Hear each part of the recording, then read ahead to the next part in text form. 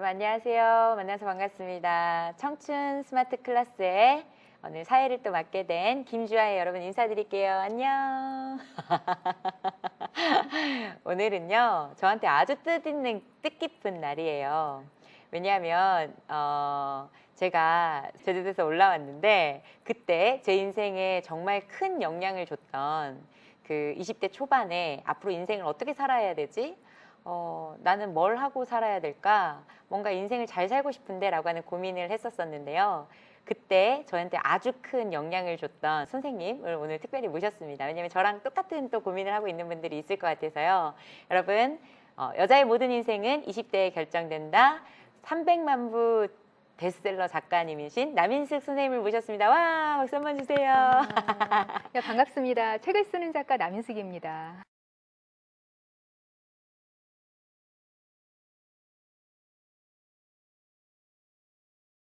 제가 오늘 사실 오시면 여쭙고 싶은 것도 너무 많고 같이 이제 공유하고 싶은 것도 너무 많고 이랬는데 사실 제목부터가 궁금해요. 여자의 모든 인생은 20대에 결정된다. 진짜 그럴까요? 제가 그 질문을 너무 오랫동안 많이 받은 거예요. 욕도 정말 평생 먹을 욕을 한 번에 다 먹은 것 같은데 정말 어떻게 사람 인생이 20대에 다 결정되냐. 그러면서도 한편으로는 슬쩍 정말이에요? 옆구리 꾹 찌르면서 에이 아니지 않나요? 뭐 이런 질문을 많이 받는 거예요. 근데 사실 책 제목을 제가 딱 지은 건 아니고요. 예, 그러니까 좀 임팩트 있게 편집자분이 바꾸시기는 했지만 그 의미가 아주 틀리지는 않다고 생각해요. 그러니까 그만큼 20대가 무진장 아주 엄청나게 중요하다. 예, 그걸 강조하기 위한 제목이라고 보시면 되고요. 20대가 지나도 인생을 바꾸는 거는 가능하죠. 당연히 가능합니다. 그런데 20대에 바꾸는 게 더 쉬워요. 그리고 방향을 정할 수 있고 또 틀린 방향으로 가고 있을 때 바로 잡을 수 있는 유연성도 아직은 있는 나이라서 그 이후에 하는 것보다는 내 에너지가 좀 적게 드니까 되도록이면 그때 좀 해보자 라는 의미라고 할 수가 있죠. 제가 아까 제주 사람이라고 그랬잖아요. 근데 그러다 보니까 주변 우리 지인들한테 나 서울 갈까? 이러면 다 하나같이 가라고 하게요, 말라 그러게요? 가지 마. 그렇죠. 다들 옷자락을 잡고 늘어질 것 같은데요. 네, 그래서 다 가지 말라고 그랬는데 나중에 와서 보니까 사실 그 책이 저한테 되게 크게 영향을 줬던 게 배우고 싶은 사람들 옆으로 가라였거든요. 네. 뭔가 좀 세상으로 좀 더 나가보고 싶은 생각이 있더라고요. 네. 근데 그때 그런 용기를 갖고 무대로 나가봐야겠다라고 하는 그런 행동을 불어넣어준 책?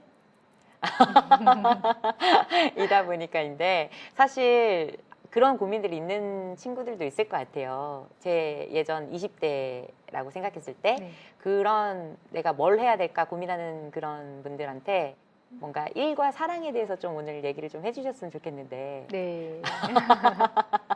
어떻게 하면 내가 좀 더 내가 행복한 일을 할 수 있을까? 그리고 나중에 돌이켜봤을 때 너희 엄마 뭐 하셔? 했을 때 우리 어머니 그래도 이런 일 하셔 라고 하는 어떤 자랑스러운 엄마가 되기 위한 그런 생각들도 아마 할 것 같거든요. 그러면 뭘 제일 중요하다고 생각하세요? 어떠세요? 그러니까 제가 20대일 때는 네. 일단 결혼한 저의 모습을 처음에 상상을 못 했었고요. 다만 내가 뭘 해야 되지? 평생 뭘 해야 되지? 그렇게 생각을 했던 거예요. 근데 제가 20대 때만 해도 어떤 직업을 정하면 그건 평생 해야 된다고만 생각을 했었어요. 그래서 지금 잘 정해야 해. 지금 선택을 잘해서 이걸 10년, 20년, 30년 할 수 있어야 돼라는 부담감이 너무나 컸던 거예요. 그래서 그 길을 찾기 위한 여정을 굉장히 용기 있게 한 발 한 발 딛고 나아가야 한다는 부담감이 늘 있었어요. 예. 그런데 지금 생각해보면 처음에 제가 이거다라고 생각했던 일 중에서 지금 계속 하고 있는 일이 하나도 없거든요. 정말 그래요. 근데 요즘 그 진로를 정하는 그런 젊은 분들, 네. 특히 여성분들 굉장히 고민들을 많이 하시는데 적어도 평생 어떤 일을 할 것 같은지, 그러니까 비슷한 일이라도 방향을 정한 다음에 앞으로 나아가고 그때부터 난 노력을 할 거야. 이런 경우를 굉장히 많이 봐요. 그런데 저는 그게 좀 순서가 바뀌어야 되지 않을까라는 생각이 드는 거예요. 방향을 정하고 내가 뭘 좋아하고 뭘 잘하는지 아는 작업이 먼저 선행이 돼야지 그때부터 일에 대한 걸 감을 잡고 더 잘 나갈 수가 있거든요. 근데 좋아하는 일을 시작을 해요. 그런데 그 좋아하는 일이 적성이 안 맞는 거예요. 그런 경우를 저는 너무 많이 봤어요. 진입장벽이 높은 직업들 굉장히 많잖아요. 우리 뭔지 알죠? 예, 공부 몇 년 동안 고시원 들어가고 뭐 노량진에서 살고 이래야만 예, 그 통과할 수 있는 그런 직업들 있잖아요. 그런 분들 중에서 몇 년 후에 저한테 고민 상담하시는 분 너무 많으세요. 뭐라고 보통 와요? 그만두고 싶어요. 공부를? 공부가 아니라 그러니까 아, 예, 합격을 합격하고 했는데 나서도? 예, 합격을 아하. 했는데 어떡하죠? 그만두고 싶어요. 어떻게 해야 되죠? 라는 질문을 하시는 분들이 정말 너무 많으신 거예요. 그러니까 진입 장벽이 높으니까 그만두기가 쉽지가 않아요. 몇백 대 일 그렇게 뚫고서 됐는데 노력했는데 그리고 주변에서도 다 경사났네. 시험 합격해서 저 직업을 가지고 있는 자랑스러운 우리 아들, 딸인데 그런 기대라든지 다 그런 것들이 있잖아요. 그러니까 쉽게 버릴 수는 없는데 적성이 안 맞아요. 그러니까 그래서 힘들어하시는 분들도 계신 거예요. 그러니까 어느 정도는 자신을 알고 그 방향을 알기 위해서 노력을 투자하는 것도 분명히 필요한 작업이라는 생각이 들어요. 제가 그 선생님 책 중에 진짜 좋았던 문구가 20대는 방향을 잡는 그 시기다라고 하는 이야기가 참 좋았거든요. 그러니까 우린 뭔가 20대 때 뭔가 막 성공을 해야 될 것 같은데 아마 영상 보는 분들 중에서도 내가 빨리 뭔가를 이루어야 되는데 막 뭔가 보여줘야 되는데 막 이런 생각들을 갖고 있는 친구들도 있을 것 같거든요. 제가 그랬으니까. 네. 근데 저는 그 책의 그 문구가 너무 좋았던 것 같아요. 20대는 뭔가를 이루는 시기가 아니라 앞으로 어떻게 살아가야 되는지 그 방향만 정해도 좋은 거다라고 하는 그 얘기가 저는 너무 좋아서 그때부터 제가 막 나는 누구지? 나는 어떻게 살고 싶지? 뭘 좋아하고 뭘 잘하지? 이거에 대해서 탐색을 정말 많이 했던 것 같아요. 네. 50대에 대해서도 내가 인생을 어떻게 살까에 대해서 생각하게 될 거고 그럴 거면 미리 끝내버리는 게 좋겠다, 조기에 하는 생각을 했었거든요. 아, 그러셨군요. 근데 보통 20대인 분들이 그 문구에 굉장히 안도감을 느끼시더라고요. 그러니까 20대에 무언가를 이루지 않아도 돼, 얘들아. 글을 어떻게 그렇게 잘 쓰세요? 그게 얼마나 큰 위로가 되는지를 그걸 제가 써서 이야기를 해주고도 저는 몰랐던 거예요.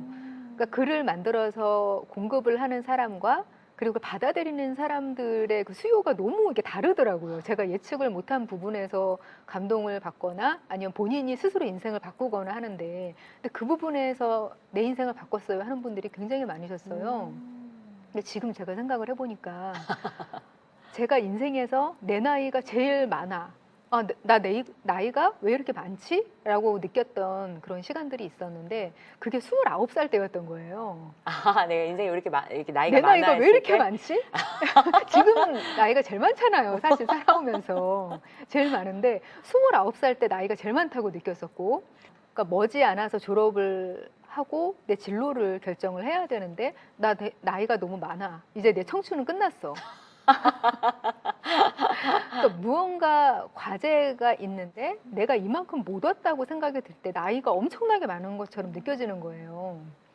그 누구도 나이가 많다고 생각 안 하셨으면 좋겠고 늦었다고 생각 안 하셨으면 좋겠고 방향을 지금 정해 가고 있는 과정인데 요것만 해도 나는 잘하는 거야.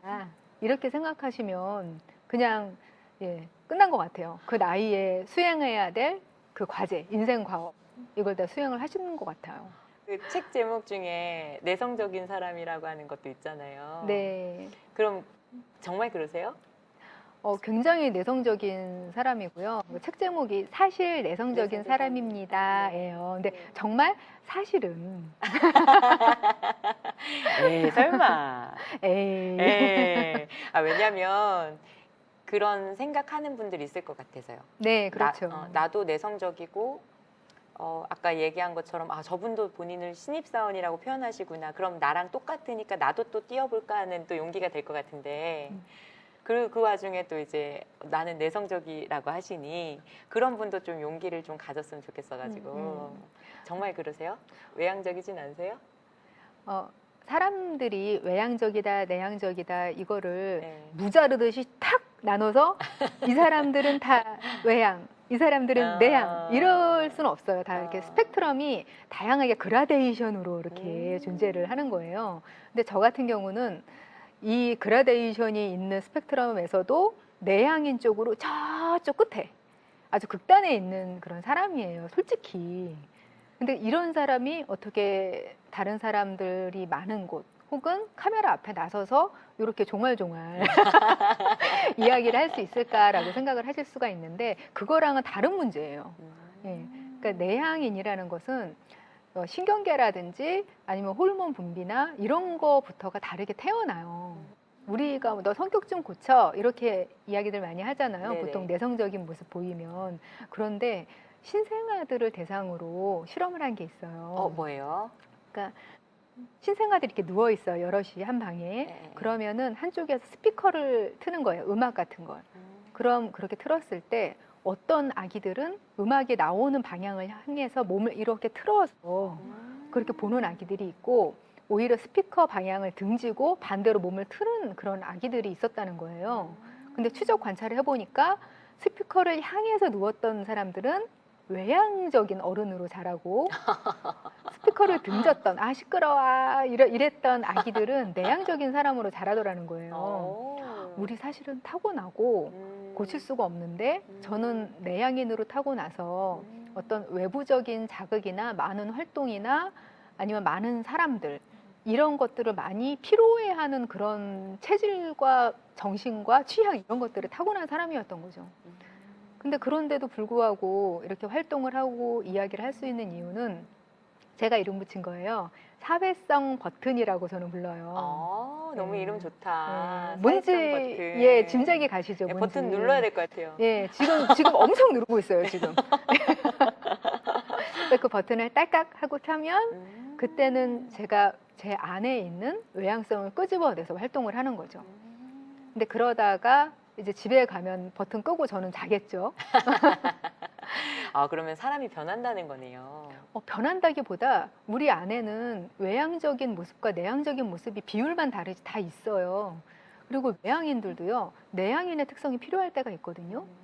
그러니까 우리는 보통 외향인들만 더 긍정적이고 더 사회 활동도 잘할 수 있고 그렇다고만 리더십이 있고 이런 쪽으로만 생각을 하잖아요. 근데 사실은 그렇진 않거든요. 외향인들의 특성 중에서 좀 사회생활이나 일을 하기에 부적합한 면도 있어요. 자기 안으로 이렇게 침잠해서 집중을 하고 생각도 해야 되는데 그런 성향이 부족한 거예요, 외향인들이. 그러니까 그래서 집중해서 일을 못하고 막 밖으로 나다니면서 사람들만 만나고 싶고 이럴 수도 있거든요. 그러니까 그럴 때는 본인의 내향적인 면을 잘 집중을 해서 해야 되고. 장단점이 있다는 말씀이네요. 그럼요. 너무 좋네요. 네. 좀 전에 말씀하셨을 때 인생을 바꾸고 싶은 사람들에 대한 이야기를 하셨단 말이에요. 네. 그게 좀 전 좋았어요. 인생을 바꾸고 싶은 사람들이 있을 것 같거든요. 그럼 그분들이 꼭 아셔야 될 거, 예를 들면 나는 이렇게 태어났으니까 이렇게 살아갈 거야 라고 하는 사람들마다 믿음이 있잖아요. 네. 그게 이제 누군가 통해서 이제 뭐 부모님을 보면서 자라왔든, 그래서 그런 부분에 대해서 어떻게 하면 인생을 바꿀 수 있다고 생각하세요? 제 생각에는요. 네. 일단 가장 중요한 거, 제일 첫 번째가 뭐냐면 바꿀 수 있다고 생각을 해야 돼요. 그러니까 나는 바꿀 수 없다고 생각을 하는데 저절로 바뀌는 일은 없어요. 그러니까 그냥 가만히 한번 생각을 해볼게요. 로또 1등이 당첨되는 그런 경우를 가정을 해볼게요. 인생을 바꿀 수 있는데 절대로 당첨이 안 돼라고 생각을 하면 그 사람이 로또를 살까요? 안 사겠죠? 네, 그 사람은 정말로 돈 버린다고 예, 생각하니까. 다시 태어나도 로또에 당첨될 일은 없어요. 확률이 훨씬 더 높아진다고 해도. 그러네요. 그런데 우리가 원하는 인생을 살기 위해서 우리의 행동을 바꾸고 생각을 바꾸고 태도를 바꾸면은 로또보다 훨씬 높은 확률로 바꿀 수 있거든요. 먼저 바꿀 수 있다는 생각을 해야만 바뀌는 거더라고요. 일단 믿는 게 중요하네요. 예, 그렇죠. 그리고 그게 사실이기도 하고요.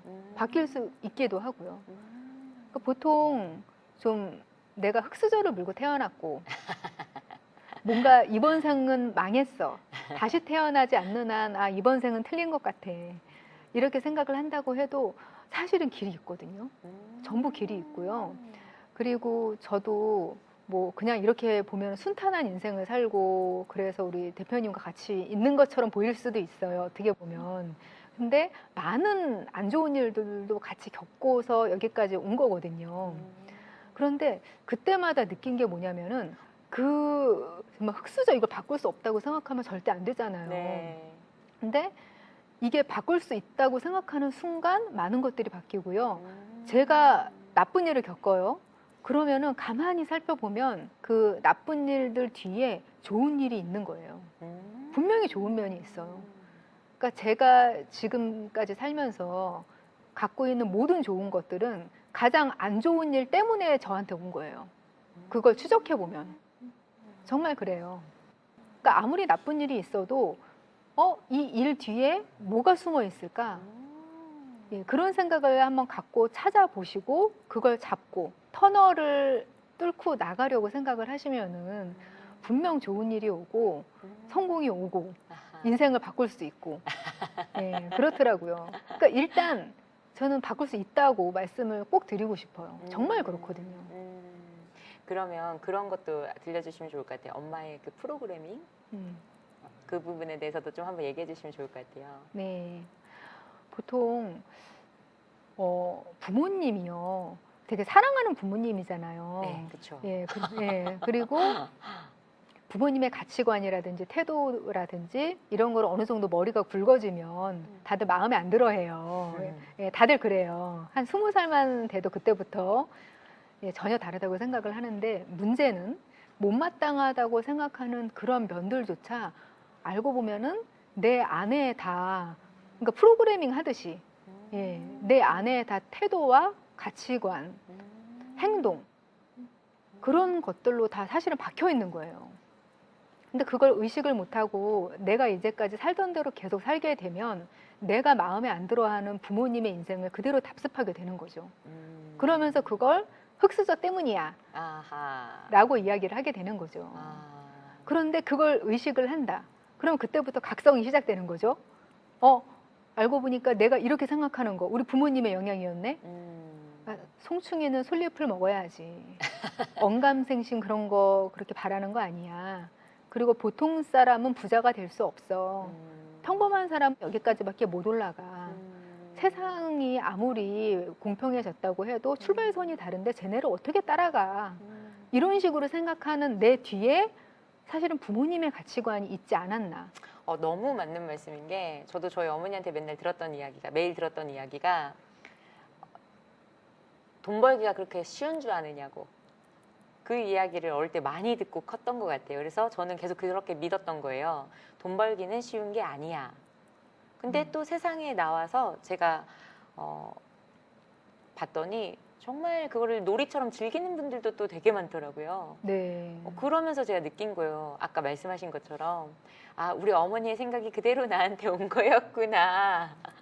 네, 그것만 깨달아도 네. 그게 일종의 매트릭스 같아요. 하나의 갇힌 세상인데 네. 거기에 갇힌 줄조차 모르고 그게 진리인 줄만 아는. 근데 거기서 벗어나면 완전히 다른 세상이 보이고 나는 또 다른 사람이 되고 다른 꿈도 꿀 수 있고 그 꿈을 이룰 수도 있고 그렇게 되는 거죠. 문제는 본인이 이제까지 살아왔던 성향이 있단 말이에요. 그러니까 그 성향이 편안해하는 선택을 그냥 해버리는 거죠. 내가 편안해하는 선택을 한다는 그쵸. 거예요. 그 선택이 좋은 선택이 아닌데도 불구하고 그냥 손은 이렇게 반경에 닿아요. 그래서 손만 뻗으면 이렇게 선택할 수 있어요. 그러면 그걸 선택을 해버리는 이런 경우가 굉장히 많은 거죠. 그러니까 본인이 편안해하는 선택. 그게 자기가 좋으면 무조건 좋은 선택이라고 우리가 생각을 하잖아요. 근데 그걸 구분을 해야 돼요. 나한테 좋은 선택과 정말로 좋은 선택은 다르거든요. 그러니까 우리는 관성이라는 게 있어요. 이 안에는. 원래 유전자가 살아남기 위한 게 목적이거든요. 우리 이 머릿속에 다 프로그래밍이 돼 있어요. 일단은 죽지 말고 살아. 네. 이런 게 프로그래밍이 돼 있는데, 자, 이제까지 죽지 않고 살고 있는 것 자체가 지금까지 안전한 선택을 했기 때문에 이 개체가 살아있는 거야 라고 생각을 해요. 우리의 뇌는, 무의식은. 그래서 그냥 가만히 있어. 가만히 있는 상태에서 그냥 안전한 선택을 해. 이제까지 해왔던 대로 하면 돼 라고 명령을 한단 말이에요. 근데 그렇기 때문에 그게 나중에 가서 내 목숨만 붙어 있는, 그렇지만 나쁜 선택, 이런 걸 계속 해나가게 조종을 하는 거죠. 내 안에 있는 것들이. 그러니까 우리는 우리를 잘 들여다봐야 되고, 내가 지금 선택하는 것이 관성이 아닌가, 그런 생각도 해봐야 되는 거죠. 익숙해서 선택하는 게 아닌가라고 네. 하는 거 말씀이신 거죠? 그렇죠. 아. 그러니까 뭔가 좀 더 가까이 있고 편하고, 더 가서 내가 한 번 더 움직여서 선택하는 게 귀찮고, 그게 일일 수도 있고 뭐 남자일 수도 있고 뭐 그래요. 일과 사람 중에. 네. 그러면 예전에 뭐 예전으로 돌아가신다면, 내지는 어떤 친한 동생이 있어서 그 친구가 20, 30대인 거예요. 그럼 그 친구한테 일을 선택할 때는 이런 걸 정말 유념하면 좋겠다. 그러니까 뭐 성공은 계단식이다라고 하는 말씀도 있으시던데, 그런 선택할 때 어떻게 하면 좋겠는지 그런 걸 좀 얘기 좀 해주시면 어떨까요? 예. 저는 그냥 한 단어로 말할 수가 있어요. 뭐예요? 적성. 적성. 예, 적성. 예. 어. 그게 보통 우리가 꿈이라고 이야기하는 것들, 네. 내가 소원하는 것들, 뭐 이런 이야기들이 많잖아요. 근데 만약에 10대 때 나는 가수가 되고 싶었어 라는 꿈이 있었다고 생각을 해보세요. 그런데 가수가 되면은 단지 무대 위에서 노래하는 것뿐만 아니라 뭐 팬 관리도 해야 되고 여러 가지 그 이외의 요소들도 굉장히 많잖아요. 뭐 관계성 같은 것도 존재를 하고, 그런데 그런 걸 도저히 못하는 사람일 수 있거든요. 노래는 좋아하는데 노래하는 것만 좋아하고 아하. 나머지는 다 안 맞는 사람일 수가 있어요. 그러면은 이 사람은 불행할 수가 있거든요. 그러네요. 그러니까 그렇기 때문에 내가 좋아하는 거는 어떻게 보면 취미로 남겨두는 거 괜찮을 것 같아요. 그런데 이 적성이라는 게 진짜 묘하더라고요. 왜요? 그러니까 저 같은 경우는 내향인이라고 말씀을 드렸잖아요. 네. 예, 그렇기 때문에 제가 영업을 한다. 저는 상상이 안 돼요. 예, 그래서 저는 어렸을 때부터 그냥 저 혼자만 해서 직업 비하나 그런 게 아니라 영업을 하시는 분들 너무 안쓰럽다, 불쌍하다, 그렇게 생각을 한 거예요. 왜냐하면 저한테는 가장 어려운 일이니까. 그래서 모든 사람들이 다 그렇게 생각을 할 거라고 어렸을 때 그렇게 생각을 했던 거예요. 그런데 어른이 되어서 많은 사람들을 만나보니까 이런 이야기를 들은 거예요. 저는 낯선 사람을 만나서 빵긋빵긋 웃어주는 게 너무 좋아요. 영업을 하는 게 너무 저는 적성에 맞고 재밌어요. 그리고 가끔 진상 손님이 나타나서 이상한 얘기하면 그냥 웃겨요. 이런 이야기를 하시는 분을 제가 만난 적이 있는 거예요. 그래서 저런 게 바로 적성이구나. 그러니까 그냥 백화점에서 어떤 상품을 판매하는 게 본인의 꿈이 아닐 수는 있단 말이에요. 근데 그게 적성에 맞으면 그것처럼 인생의 질이 좋은 일이 없어요. 인생에 있어서 어떤 내 인생의 컨셉, 그러니까 나는 사람을 많이 만나는 일을 할 거야 라든지, 아니면 저처럼 그냥 혼자서 글 쓰는 일을 할 거야, 아니면 나는 말할 때 힘이 막 나니까 말하는 일을 할 거야, 이런 식으로 직업을 하나로 한정짓지 않더라도 어떤 카테고리를 정해서 내 직업의 컨셉을 정해놓는 거예요. 그러면 그 안에서 할 수 있는 직업이 수백 개, 그 정도가 생기고요. 앞으로 뭐 4차 산업 시대, 인공지능 시대 돼도 그 안에서 또 일을 새롭게 찾을 수가 있는 거예요. 카테고리 안에서. 그래서 직업에만 초점을 맞추지 마시고 내 적성을 찾아보고 그걸 개발을 하게 되면 앞으로 평생 먹고 사는 일에 걱정이 없게 되는 거죠. 너무 필요한 얘기인 것 같아요. 우리 막 알바를 하더라도 본인 적성에 맞는 일을 찾는다면, 그렇죠. 그것이 너무 즐거운 놀이터가 될 것이고. 그렇죠. 예.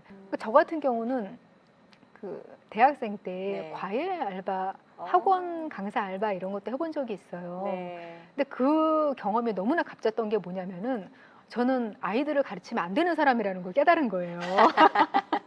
해보시면서 예, 그 정말 너무 소중한 경험이었어요. 아닌 거를 빗금쳐가면서 지워낼 수 있는 그런 것조차도 소중한 경험이더라고요. 맞는 말씀이네요. 보통 우리는 바로 오늘 요거 하면 이번에 이런 일을 시작하면 이 일이 나한테 무수한 인생의 행복을 줄 거라고 생각할 수 있는데 오히려 행동해보면서 아닌 건 지워나가는 방식으로. 그렇죠. 예. 그러니까 그게 딱 그 일만 지우는 게 아니라 비슷한 일을 다 지울 수가 있잖아요. 예. 저는 그 이후부터는 아이들 근처에도 안 갔어요. 그러니까 그것만 해도 얼마나 인생의 낭비를 막는 일이 될 수 있겠어요. 그런데 어느 정도 좀 쌓인 게 많고 이룰 게 많은 나이가 되면은 그런 거를 마음껏 할 수가 없어요. 그 지워나가는 경험들을. 지금이 제일 좋은 시기네요. 그러면 가장 좋은 시기죠. 지워나가기에 가장 좋은 시기죠. 충분히 가치 있는 일입니다. 그것도. 그러네요. 갑자기 내가 육아만 하다가 50대에 갑자기 내 적성 뭐지 찾기보다 지금이 훨씬 더 빠른 시기네요. 그렇죠. 20대 때 사실 사람들 그런 생각 많이 하는 것 같아요. 20대, 30대에 자존감에 대해서. 나는 자존감이 낮아서 그런 것 같아요 라고 하는 이야기들. 전 자존감이 낮은데 어떻게 하면 높이나요? 이런 질문들 되게 많이 듣게도 되고 하는데요. 그런 분들한테 해주고 싶으신 말씀 있으세요? 네. 제가 그 독자들한테 고민 상담이라든지 이런 거를 소통을 하면서 많이 받고 있는데요. 네. 가장 비중을 많이 차지하는 것 중에 하나가 바로 자존감 문제예요. 예. 특히 20, 30대 여성분들. 뭔가 열심히 살고 있고 어느 정도는 사람들과 잘 지내려고 나름대로 노력은 하는데 다 불만족스러운 거예요. 그리고 사는 게 행복하지가 않아요. 그러면은 그게 원인이 뭘까라고 고민을 하다가 스스로 결론을 내려요. 나 자존감이 부족하네. 내가 자존감이 부족해서 이런 일이 생기네. 라고 다 결론을 내리고 어떻게 하면 자존감을 높일 수 있을까요? 라는 그런 고민 상담을 굉장히 많이 해오시는 거예요. 근데 대답 뭐라고 하셨을지 정말 궁금해요. 근데 저는 그렇게 얘기를 해요. 그 자존감을 높이려는 걸 너무 의식하지 않을 때 자존감이 올라가요. 자존감 신경 쓰지 마세요라고 얘기를 그렇게 하는데 그러니까 우선은 자존감이 높다, 낮다. 그러니까 이런 식으로 이야기하는 것 자체가 좀 모순이 있어요. 그러니까 왜냐하면 자존감이 무조건 높다고 해서 좋은 거 아니거든요. 그러니까 왜냐하면 자존감이 현실에서 본인이 느끼고 생각하는 것보다 지나치게 높으면은 갭이 생기잖아요. 그러면 그 자존감이 좀 불안정하거든요. 그러면 현실에서 어느 날 부딪힐 때 현실 부정을 하고 그 자존감을 유지 못하는 일이 자꾸 생기는 거예요. 그 차이를 때우기 위해서 조금 좀 잘못된 그런 가치관을 왜곡시키기도 하고 그런 일이 생기거든요. 그래서 오히려 조금 적당히 낮은 수준, 아주 낮진 않고 적당한 수준의 자존감이 안정될 때, 튼튼할 때, 내 자아에 힘이 있을 때, 그러니까 좀 예를 들면은 좀 짧은 다리지만 튼튼한 다리를 갖고 있다. 딱 버틸 수 있는 그런 다리가 있다. 그렇게 생각을 할 때 자존감에 정말 힘을 발휘하는 거거든요. 그러니까 내 자신이 자존감이 그렇게 높지 않다고 해도 걱정을 하실 필요가 없고요. 보통은 나이가 어릴수록 자존감이 낮아요. 원래 그래요, 그게. 그래서 나이가 낮을수록 자존감이 원래 낮아요? 원래 낮아요. 그 인생에서 자존감이 가장 낮을 때가 언제냐면은 10대예요. 그렇기 때문에 사춘기에 그난리를 치는 거예요. 그러니까 자존감이 낮으니까 이 세상을 어떻게 살아야 될 줄 모르겠고 혼란에 빠지는 그런 게 생기는 거죠. 그리고 그 10대를 빠져나온 지 그렇게 오래 안 된 20대에도 어느 정도는 남아있고 그런데 본인의 경험이 쌓여서 세상을 마주할 때 좀 더 그 경험치가 쌓이면은 겁이 덜 나거든요. 그리고 세상에 대해서 지식이 조금 점점 쌓임과 동시에 용기가 생기고 그러니까 이런 것들이 자존감을 조금씩 튼튼하게 해줘요. 그래서 원래 나이하고 어느 정도는 비례를 하거든요, 자존감이. 그러면 자존감은 원래 낮을수록 내가 나이가 적을수록 낮은 게 당연하니까 그렇죠. 이제 순차적으로 올라갈 거니까 그렇죠. 괜찮다고 또 이렇게 대답을 좀 주시나 보네요. 그렇죠. 너무 좋네요. 그러니까 부담을 갖지 마세요. 음. 자존감을 너무 내가 높여야 돼. 나는 왜 나에 대해서 이렇게밖에 못하지? 이렇게밖에 생각을 못하지? 왜 나는 나를 사랑하지 않지? 이런 식으로 너무 의식을 하지 마시고 자존감을 높이는 가장 좋은 방법은 뭐냐면요. 자존감의 근거를 쌓는 거예요. 그러니까 내 자신이 그렇게 멍청하지가 않거든요.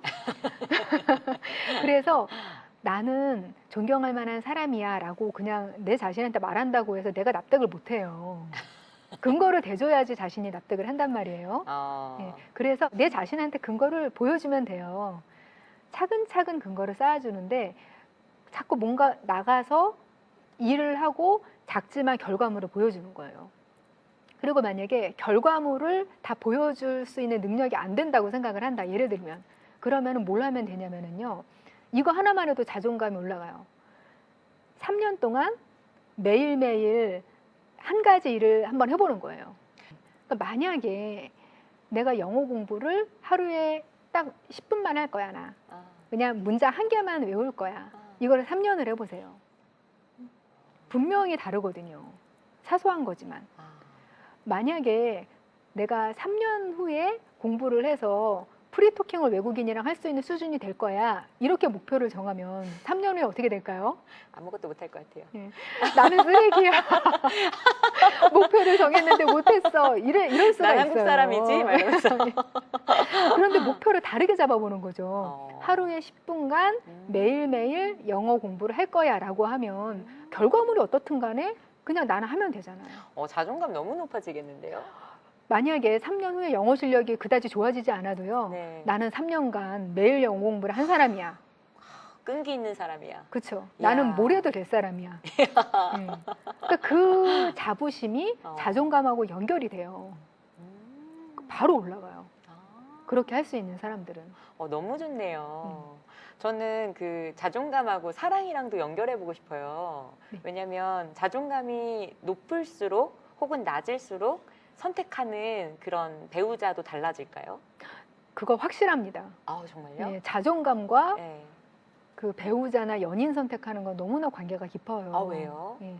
그러니까 자존감 수준이 너무 허약한, 자아가 약한 사람들은 어떤 경향이 있냐면 본인이 굉장히 가치가 없는 사람이라고 생각을 해요. 그리고 그걸 사랑하는 사람한테 들킬까 봐 무의식 중에 걱정을 해요. 그래서 어느 정도는 나랑 수준이 맞을 것 같은 그런 낮은 수준의 사람한테 자꾸 끌리는 경향이 있는 거예요. 그리고 그 상대에게 조금 허술한 대우를 받아야 마음이 편해요. 공주 대접을 받으면 막 불편해요.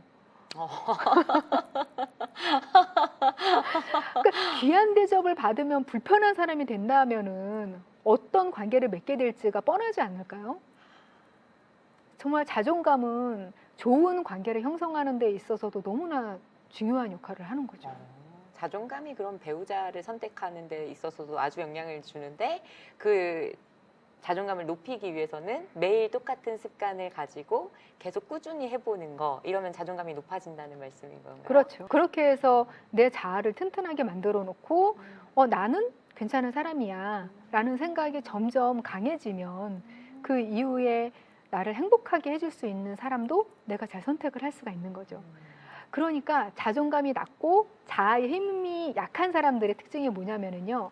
내 선택과 내가 좋아하는 것과 이런 것들을 잘 믿지를 못하는 경향이 또 있어요. 확신이 없어요. 내 스스로에 대한 확신. 네, 내가 한 선택에 대한 확신이 없는 거예요. 그러니까 그래서 자꾸 주변 환경이나 상대방에 끌려다니는 경향이 있어요. 그러니까 정말 형편없는 남자예요. 형편없는 남자인데 제가 좋다고 막 우리 결혼하자 막 그러고 졸라요. 근데 저는 이 사람이 별로 그렇게 마음에 안 들어요.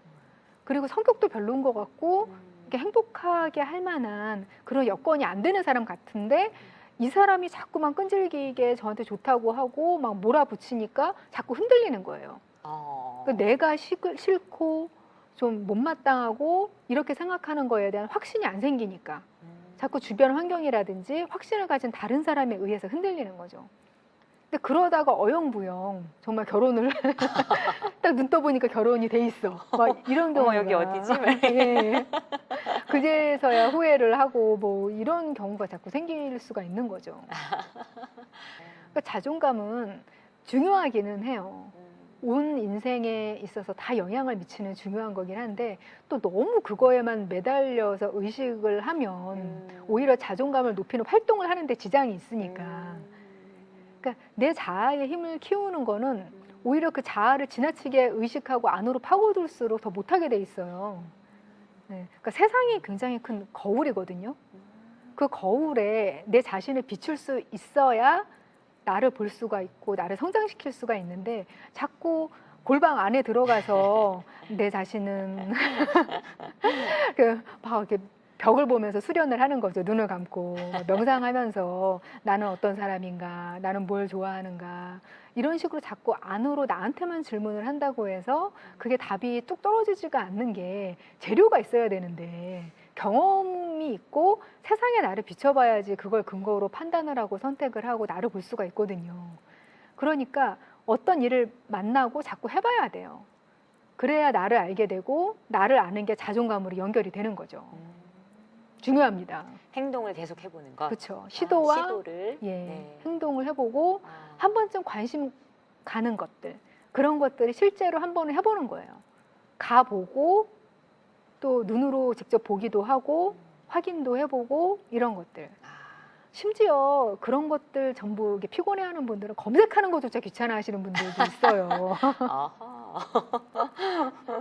생각나면 바로 검색도 해보고. 예.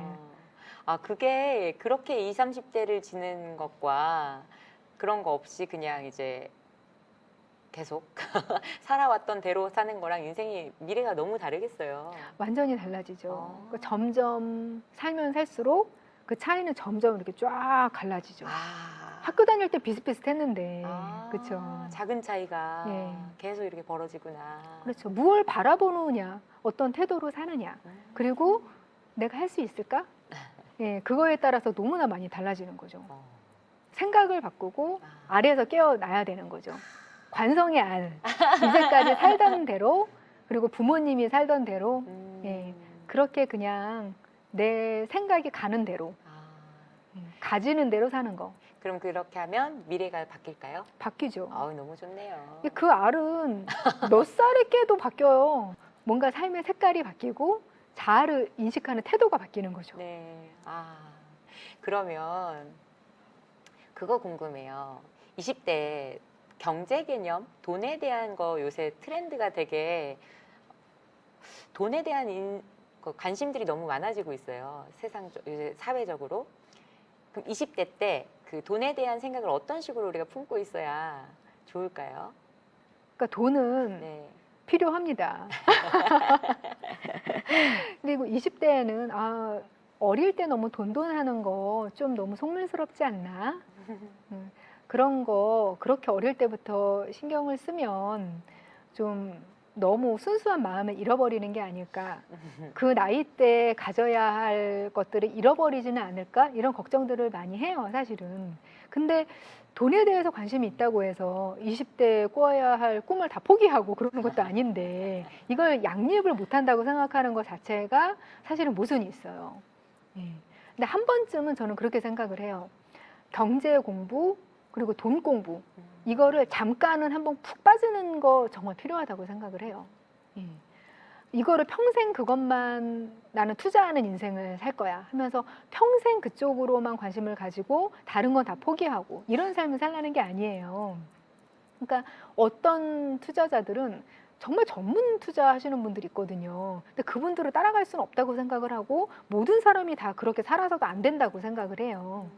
그런데 제가 20대 때 어느 한 시기에 베스트셀러인 경제 서적을 본 적이 있어요. 베스트셀러라는 거는 읽기가 편하다는 얘기예요. 그러니까 잘 모르는 사람도 이해하기 쉽게 쓰여져 있다는 증거거든요. 베스트셀러라는 건. 그 책이 반드시 좋은 책인 거하고 아주 비례하지는 않아요. 사실 솔직히. 예. 근데 최소한 잘 모르던 사람이 이해를 할 수 있게 만든 책이라는 건 분명한데 그때 제가 와장창 제 안에 있던 사고방식이 다 바뀌고 깨진 거예요. 와, 돈에 대해서 그 생각을 가지면은 하루라도 빨리 알아야 되겠구나. 그렇지 않으면은 큰일 나겠다. 이거는 정말 살면서 몇 살에 알건 빨리, 되도록이면 빨리 알아야 되겠구나. 이런 걸 새로 알게 된 거죠. 그러니까 그때서부터 경제 서적을 다 찾아보고 느닷없이 그 경제신문 구독해서 보기 시작하고 즐거워가면서 그거가 한 3년 갔던 것 같아요. 이야. 그때 푹 빠져서 뭐 은행에 전화도 좀 자주 해보고 이야. 이것저것 알아보고 막 그랬던 시절이 있었는데 지금은 사실 요즘 트렌드는 전 하나도 몰라요. 안 한 지가 꽤 되기는 했는데 그때 공부했던 것들이 그래도 제가 굶어 죽지 않게 그러니까 제가 좋아하는 책 쓰는 일을 유지를 하면서도 그러면서도 책 써서 굶어 죽지 않게 그렇게 기본적인 지식과 바탕이 돼줬다는 믿음이 있거든요.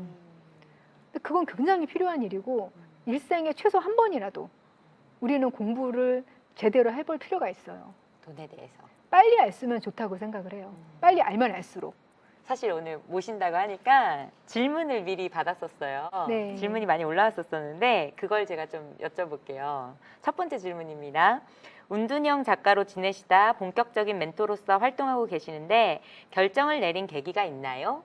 라고 하는 질문이 왔거든요. 네.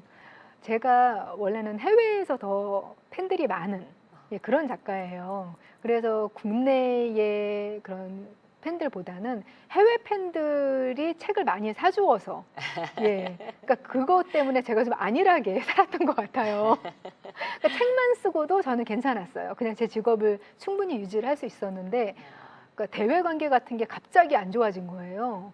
단교되고 막 그러면서 갑자기 입장을 바꿔야 될 일이 생기면서 생각이 많아진 거죠. 그러면서 중간에 시대가 또 바뀌었어요. 그 사이에. 그래서 제 꿈이 원래는 아주 늙어서 죽을 때까지 독자들을 위해서 글을 쓰는 게 저의 꿈이라면 꿈일 수 있는 일이었던 거예요. 근데 그걸 못하게 생긴 거예요. 못할 것 같아요, 아무래도. 그러니까 그래서 제 컨텐츠를 다른 방식으로도 소개를 하는 그런 종류의 사람으로 한번 거듭나 보는 건 어떨까. 그렇게 생각해서 지금 저도 다시 태어나서 노력을 하고 있는 거죠. 이야. 저를 포함해서 많은 분들이 또 새로 시작해도 되겠구나 해서 또 좋은 이야기가 된 것 같습니다. 두 번째 질문인데요. 독자들에게 질문을 받고 나서 조언을 해주실 때 가장 염두에 두시는 건 뭔가요? 특히 이렇게 2030 세대 동생들에게 신뢰받는 이유가 뭐라고 생각하세요? 저는 언니가 필요해서 그런 것 같아요. 아까 29살이셔서 그런 건 아니고요. 그런가. 그분들은 다 누구나 다 20대, 20살일 것 같고 느낌상 그런 것 같아요. 정신적인 20살, 정신적인 29살 뭐 이럴 것 같은데 저는 주변에 자라면서 언니라는 존재가 없었어요. 그러니까 친언니가 아니라고 해도. 근데 저보다 앞서서 2, 3년 또는 그 이상 그냥 몇 년 앞서서 공부를 해보고 연애도 해보고 사랑도 해보고 대학 진학도 해보고 이런 언니가 주변에 단 한 명도 없었던 거예요. 그냥 나이 차이가 많이 나고 세대도 다르고 산 세월도 달랐던 엄마 아빠밖에 없었던 그 정도였던 거예요. 근데 언니가 전혀 없다는 거는 삶이 완전히 달라요.